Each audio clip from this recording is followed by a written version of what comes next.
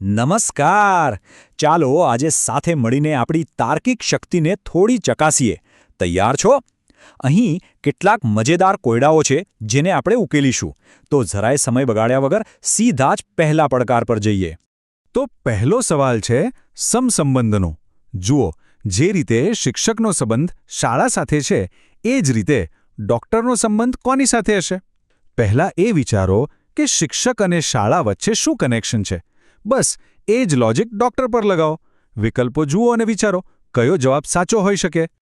અને સાચો જવાબ છે સી, હોસ્પિટલ. તર્ક એકદમ સીધો સાદો છે, ખરું ને? આ સંબંધ છે કાર્યસ્થળનો. જેમ શિક્ષક શાળામાં કામ કરે છે, બસ એ જ રીતે ડૉક્ટર હોસ્પિટલમાં કામ કરે છે. ચાલો હવે આગળ વધીએ અને થોડી શબ્દોની રમત રમીએ. આ સેક્શનમાં આપણે જોઈશું કે કેવી રીતે શબ્દોની અંદર જ એનો તર્ક છુપાયેલો હોય છે અને કેવી રીતે અક્ષરો આપણને ક્યારેક ગૂંચવી શકે છે. ઓકે, તો આપણી પાસે એક શબ્દ છે ટીચર. હવે નીચે આપેલા વિકલ્પોમાંથી એવો કયો શબ્દ છે જે ટીચરના અક્ષરોનો ઉપયોગ કરીને બનાવી ન શકાય? ધ્યાનથી જોજો, દરેક અક્ષર મહત્વનો છે. જો ઓપ્શન સી ચેરિટી વિચાર્યું હોય તો બિલકુલ સાચું છે. કેમ?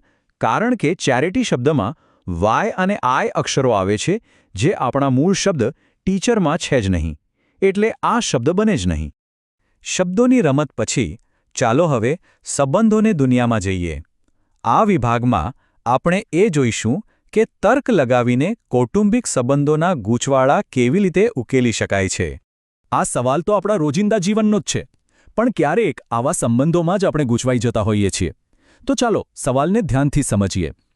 પિતાના એકમાત્ર ભાઈ અને એમના પુત્ર, એમની સાથે આપણો શું સંબંધ થાય? તો જવાબ છે સી, પિતરાઈ ભાઈ. ચલો આને સ્ટેપ બાય સ્ટેપ સમજીએ.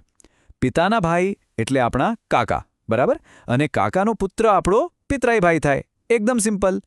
ઓકે, હવે એક અલગ જ પ્રકારના પડકાર માટે તૈયાર થઈ જાઓ. આ વિભાગ છે ક્રમ અને દિશાનો. અહીં આપણે જોઈશું કે કોઈનો ક્રમ શોધવો કે વસ્તુઓને સાચા ક્રમમાં ગોઠવવી, એમાં કેવું લોજિક કામ કરે છે. આ તો એકદમ ક્લાસિક સવાલ છે જે ઘણીવાર પરીક્ષાઓમાં જોવા મળે છે. સવાલ એ છે કે એક લાઇનમાં રવિનો ક્રમ ડાબી બાજુથી 5મો છે અને જમણી બાજુથી પણ 5મો, તો લાઇનમાં કુલ કેટલા છોકરાઓ હશે? થોડું વિચારો, આમાં એક નાનકડી યુક્તિ છુપાયેલી છે. તો આનો ઉકેલ શું છે? જો, ગણતરી સિમ્પલ છે. 5 વત્તા 5 એટલે 10 અને એમાંથી 1 બાદ કરવાનો. પણ સવાલ એ છે કે 1 બાદ કેમ કરવાનો? કારણ કે જ્યારે આપણે ડાબી બાજુથી ગણીએ છીએ ત્યારે પણ રવિને ગણીએ છીએ અને જમણી બાજુથી ગણીએ છીએ ત્યારે પણ. એટલે રવિ 2 વાર ગણાઈ ગયો. એટલે જ આપણે 1 બાદ કરીએ છીએ. તો લાઇનમાં કુલ 9 છોકરાઓ છે. આના પરથી શીખવા એ મળે છે કે આવી ગણતરીમાં બેવડી ગણતરીથી હંમેશા બચવું જોઈએ.